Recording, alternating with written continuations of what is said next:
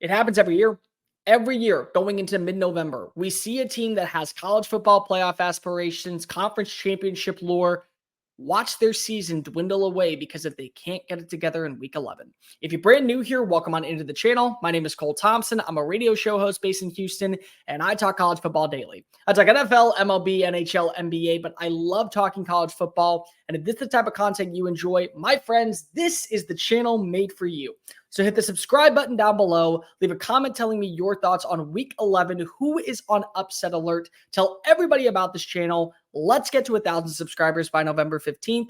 And as always, let's talk college football. Every year it happens. 1 to 2 teams that have the aspirations of being a Final Four representative cease to exist. All conversations come to an end. What games are we monitoring this weekend? I got 7 for you. Let's start in the West, work our way eastbound. For starters, Oregon taking on USC. I think Oregon is the best team that nobody seems to be giving credit to. Yes, they have a loss to Washington, but if you've watched this offense turn the corner, they have been phenomenal. Dan Lanning deserves a ton of credit for the way he's been able to build this defensive and offensive line. It's basically a Frankenstein monster of all the conferences put together, and Oregon is just standing tall. But the one thing that I will say is that we don't know what version of USC's defense we're going to get. Is it inferior tackling? Is it bad play design based off of a defensive coordinator? Or is it a mix of both? We're going to find out because Alex Grinch is out of a job. Dylan Johnson not only ran him out of the Coliseum, he ran him back to the unemployment line with a 250-yard performance. But if Bucky Irving can't do the same thing, if this offense gets stale at any moment and USC just finds a way to pressure Bo Nix into making one mistake, you don't want to go to a shootout. I know that Caleb Williams isn't playing for a national championship or even a Pac-12 championship, but every game he boosts his stat line. He stays in the running for potentially a Heisman Trophy. He finds a way to be able to keep his morale at an all-time high, and the same thing with his draft stock. Is this a game where he just goes off and the Oregon defense falls apart? We're going to find out.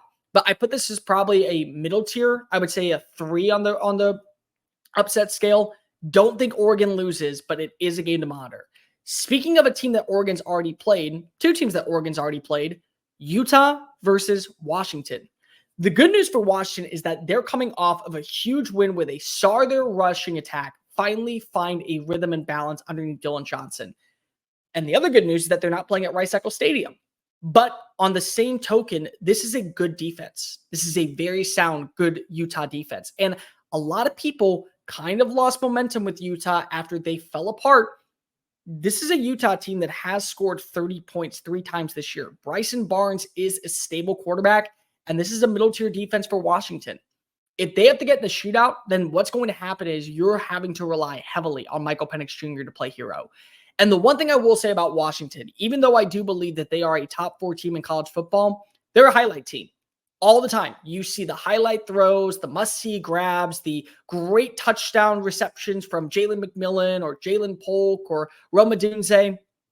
They're a sound team when they're on their rhythm, and when they're off it, it gets ugly very fast. And this is a team in Utah that knows its business. They don't take things lightly, and they're playing pissed off. They want to still be known as the Haymakers, and really a team that's going to make noise next year in the Big 12. Kyle Whittingham's going to have them prepared. If Washington slips up at the very start of a game, it may be game over. This is actually one of the more must-see upset alert games that I have on my schedule. Speaking of the Pac-12, let's close things out. Arizona travels to Colorado to take on the Buffs. Buffaloes have lost a little bit of steam, probably because they've lost too many games, but let's be real. This is kind of what we expected from Colorado in year 1. You'll win about 4 or 5 games and then close your season out with maybe a shot at being bowl eligible. But nobody expected them to go ahead and be a haymaker in the Pac-12. Nobody expected them to be a college football playoff contender. And only outside noise from those who don't really understand the game hyped up Colorado to be what they never were. They were a fundamentally flawed team, but this is their final home game. And they want to leave fans with something to talk about. And they absolutely can, especially if they attack in the passing game. We know what Shedeur Sanders can do when he's not under pressure. We know what Shedeur Sanders can do when he is under pressure. And we've seen the way that these wide receivers have built a rapport to where Colorado can make defenses pay. And this is not an average, it's a below average secondary for Arizona. You do not want to get a dogfight with the Wildcats, but they will make things interesting if you allow them to. And if Arizona does not find a rhythm offensively through the passing attack, which is their bread and butter, and if somehow this is relying heavily on their ground game, I think Colorado gets an upset. It's a close matchup, but I definitely think that you have to monitor the Buffaloes. Speaking of the Big 12, which is where Colorado will go next year, let's talk about two teams that have basically seen a drastic turn of 180 styles. Oklahoma State traveling to UCF. UCF at the start of the year actually looked like a dark horse to represent the Big 12. And Oklahoma State was falling off the face of the earth. Everyone wanted Mike Gundy fired. There was no rhythm or identity to the offense after a loss to South Alabama and then to Iowa State. And this was a 2-2 team that found a way to get momentum. They realized what their strength was offensively, Ollie Gordon, and they have just been running rampant over everybody. Big time win over West Virginia, massive victory over Kansas State. They dethrone and dismantle Cincinnati. They find a way to beat up on Oklahoma in the final Bedlam series, but it's bound to come back down to earth at some point. And I can tell you this much, watching Gus Malzahn for years in the SEC, seeing firsthand him win games that he's not supposed to, yeah, this is one of those games. You allow John Reese Plumlee to get open in the field. You allow him to utilize his legs, keep drives alive, and knock it off on third down. This is something to monitor. And again, momentum carries you to high stakes. It also comes harshly back down to reality when you find a way to mess up. I think that this is a game to monitor, and it really opens up the avenue for everybody else in the Big 12. You realize right now, there are 4 teams that they continue to win, still have an opportunity to represent the Big 12 in Arlington. Because one loss to Oklahoma State, you get Oklahoma back in the race, you get West Virginia back in the race, you get Kansas back in the race, you get Kansas State back in the race. There's reasons for optimism. Iowa State's still sticking around. You can have a shot. You absolutely can have a shot of seeing this become chaos concerning measures in the Big 12. Staying in the Big 12, Oklahoma plays host to West Virginia. West Virginia, they know what they are. They know that this year they have gradually exceeded expectations, and Neil Brown's allowed to shit talk whoever he wants. They have a ground game. They can trust CJ Donaldson to run the football. And even though Oklahoma, as good as a team as we've seen them, they've struggled against the run. They're middle tier. They don't really have an identity when it comes to that first and second level. They can create turnovers, but at the same time, they also can allow teams to start finding momentum. And I love Drake Stoops' answer when he said this past week, we have something to play for, because they do. They don't control their destiny to Arlington anymore, and they don't have a shot of going to the CFP. But 10 wins in year 2 under a brand new coaching staff, that's massive. And the only way you continue to do that is by securing victories. And that starts this weekend in Norman. If you allow West Virginia to run rampant, you're in a lot of trouble, because CJ Donaldson is not going to play nice. And Neil Brown, he's really looking to shut up some haters. He is not trying to go ahead and end his season 6-6. He wants to be 9-3. He wants to be 8-4. And there's a shot with a win over Oklahoma to do so. Let's continue to stay in the Big 12. Texas. I got to say it.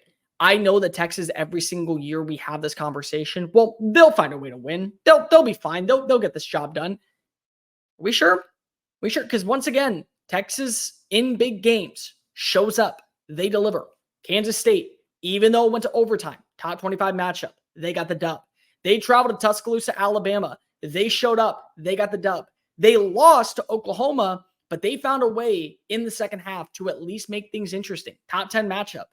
They'll show up for the big games. They allow lesser tier opponents to kind of hang around far too long. Houston's won. Wyoming is won. And I absolutely could say that TCU, with Josh Hoover at quarterback, they may find a way to do so. Hoover's thrown for over 300 yards in 3 of his last 4 games. There's reason to say if Sonny Dykes has this team performing and Quinn Ewers, who's coming off of injury, isn't up to par, this could be a shootout. Or it could be a very low-scoring game where you're trusting Bert Auburn to once again be the hero. And the last thing that you want to do, knowing what's at stake and what's ahead, is find a way to mess up and not have your best performance against a TCU team. A TCU team that is fundamentally flawed, but let's be real. They've at least shown some heart when they play Texas. Last game, LSU versus Florida. For multiple different reasons, but for LSU, They're coming off of an emotional loss to Alabama where their secondary allowed Jalen Milroe not to only throw for 9.5 yards per pass, but they also allowed him just to run in the open field like no one's business. He was basically finding the end zone like Barry Allen finds the victims in the flash. Like that's what he was doing. 4 touchdown day. And you want to see this momentum carry over because Brian Kelly does not want his team to get complacent by any means whatsoever. But for Florida, they have to win one more game. They have one more game where they are not bowl eligible, and they're coming off another what if loss. What if Dan Enos is still the play caller for Arkansas? What if we don't allow this game to get to overtime? And you can't blame Graham Mertz. Graham Mertz has been phenomenal. He had 3 touchdowns in that game, and he averaged over 62% of his passes for 225 yards. He's been a sound quarterback for the Gators this year. It's your defense, and it's your inability to run the football. Both of those areas actually bode extremely well for Florida to at least make this a shootout game. And if you find a way to get Ricky Pearsall involved over the top, you get across the middle of the field Eugene Wilson, you might have an upset. You really might. It's 13.5. I am absolutely going to take the Gators with the points, but you may be willing to say that they walk into Baton Rouge, Louisiana, and they pull off the win. And that's enough to get them to bowl eligibility. I'm not saying it's going to happen. I'm not saying any of these upsets are going to happen. But what I will say, it happens every year. One team, big aspirations, they fall apart. Who's it going to be in week 11? Hey guys, thank you so much for watching that video. Don't hit the X button yet. Make sure you hit subscribe to keep up with all of our daily content found on Just Saying It and anything else that we post on this channel. Bye.